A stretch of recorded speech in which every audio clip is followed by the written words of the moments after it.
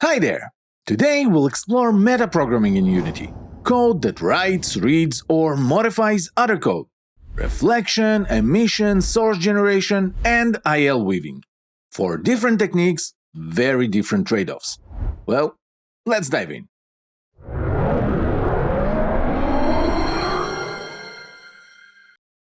Metaprogramming is when code operates on code itself, inspecting it, generating it, or transforming it. In most cases, when you write C#, you're telling the computer what to do with your data. Then you compile it and that's it. But with metaprogramming, your code is the data. It reacts to changes, adapts, or provides information. During runtime, during compilation, or even after compilation and before runtime. Why would anyone want that? Think about a serialization library.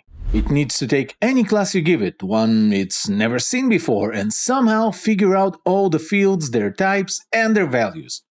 Or a DI container that needs to instantiate a class and automatically fill in its constructor parameters. These tools can't know your specific types beforehand. That's where our 4 techniques comes in. Let's start with the most common one, reflection. Reflection lets you inspect and interact with types at runtime, meaning when the application is already running. You can ask it things like, what fields does this class have? What are their types? What methods can I call? And not just ask, you can actually read values, write values, and invoke those methods. Here's a practical example. Let's say we want to create a generic toString method that works on any object, listing all its public properties and their values. Using reflection, we can get the type, iterate through all public properties, and build a string dynamically. This works for any class without knowing its structure ahead of time. It can be a class you've written, or any third-party class like vector3 or even a game object. And reflection doesn't stop at public properties. You can access private fields, invoke methods, read constants, examine attributes, pretty much anything that exists in your type. This is how unit testing frameworks access private fields to verify internal state, and how serialization libraries iterate through all your data without knowing your types. So, what's the catch? Well, performance. Every time you use reflection, there's overhead. Looking up types, finding fields, boxing values. For something called once at startup, no big deal. For something in your update loop or during a hot path, that's where it hurts. There's also the issue of type safety. You're working with strings like name or health. If you rename something, the compiler won't catch it. You'll find out only at runtime when things break. But despite all that, reflection is everywhere. Unity uses it to display your serialized fields, Odin Inspector relies on it heavily for its advanced drawers, and most serialization or DI frameworks use it at least for discovery. Okay. So, reflection is flexible but slow. But what if we could use reflection once to analyze a type and then generate optimized code to handle it from that point forward? That's Reflection.Emit. With Emit, you can generate actual IL code during runtime. You build up methods instruction by instruction, compile them, and then execute them with almost the same speed as regular compiled code. And all that at runtime. Let's continue with our toString example. Instead of using reflection every time we call toString, we can generate a specialized method once per type. The generated IL directly accesses the properties. No reflection overhead on each call. This is how high-performance serializers like MessagePack and some DI containers optimize their hot paths. They pay the cost of code generation once at startup, and then everything runs almost at full speed. The downside? Well, first it's complex, like really complex. Have you seen the code? I'll show you it one more time. You're writing raw IL instructions. One wrong opcode and you get cryptic runtime errors or even crashes. Second, performance isn't free. The generation phase itself uses reflection and is slow. You're trading startup time for runtime speed. And the resulting methods still won't work as fast as precompiled ones. And lastly, Emit doesn't work with ahead-of-time compilation. AOT compiles your code before it runs, so there's no IL runtime to emit into. In Unity, this means IL to CPP platforms are off-limits. So if you're targeting iOS, WebGL, or consoles, Emit simply won't work. I only wish we could get the performance benefits of generated code, but without runtime fees. Pun intended.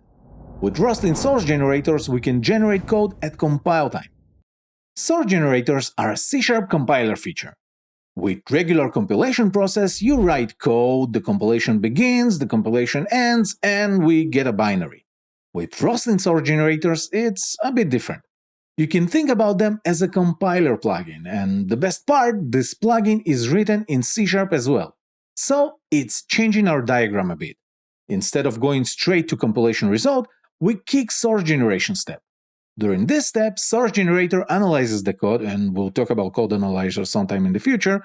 Then, based on the analysis, it might generate some additional code that is added to the compilation process, and then the compilation resumes. The generated code is regular C#, debuggable, inspectable, and fully compatible with AOT compilation. You've probably used frameworks that rely on source generators without even realizing it. For example, Unity itself uses them heavily. The entire dots and entity system relies on source generators for the job system and components. Or vContainer that has an optional source generator that replaces Reflection. And there are a lot of other great tools that are using it. Let's continue to our toString example. A source generator will look something like this. And while at this point it might not make too much sense for you or even look scary, in the coming weeks we'll explore how it works. Suffice to say that at least we don't have to work with IL code. We generate pure, readable C# that can be later viewed in the IDE. One common approach is to mark classes with an attribute, though generators can use other triggers too. Here we mark the player class with the generate toString attribute. The source generator sees this during compilation, analyzes the class, and then generates a toString method specifically for it. Note the partial class. This is what makes it possible. And generators don't just run when your whole project recompiles. They run while you're actually writing code. The generated method is available immediately. IntelliSense picks it up, you can call it, everything works as if you wrote it yourself.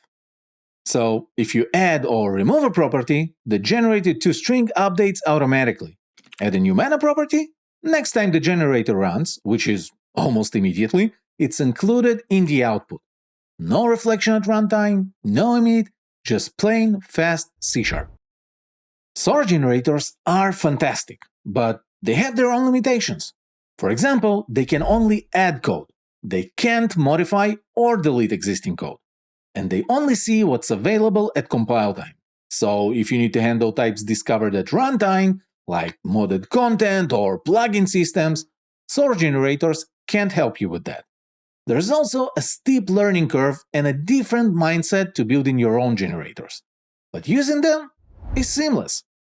Finally, there's IL weaving, a really powerful technique. Remember how source generators only add code? IL weaving can modify or delete existing code, but after compilation. IL weavers operate on compiled assemblies. They load the IL bytecode, then they insert new instructions, remove others, drop methods, basically rewrite your whole code after the fact. From the outside, your source code looks unchanged, but what actually runs might be different. Where have you seen this? For example, Unity's netcode for game objects. It uses IL weaving to inject synchronization code into your network behavior methods. Mirror networking does the same. And the framework that powers most of these tools is MonoCCL. It lets you read, modify, and write .NET assemblies. Let's continue with our toString example one more time. With IL weaving, we can do something source generators can't. Modify classes that don't opt in. Imagine automatically adding a toString implementation to every class that doesn't already have one. Here's what weaving code might look like using MonoCCL. We load the assembly, iterate through all types, check if they already override toString, and if not, we inject our implementation. The actual IL generation is similar to Reflection.Emit, but we're modifying an existing assembly rather than creating code at runtime. This means that the code you write in the IDE is not necessarily the same code you'll have in your build. IL weaving is powerful, but it can also be a debugging nightmare. Your source code might not match what actually runs. This means stack traces can be confusing, breakpoints might not work as expected, not to mention the work required to set it all up in the CI/CD pipeline. And if the Weaver has a bug, good luck figuring out why your code behaves differently than what you wrote. Now, let's compare these 4 techniques. Runtime Reflection is the simplest but also the slowest.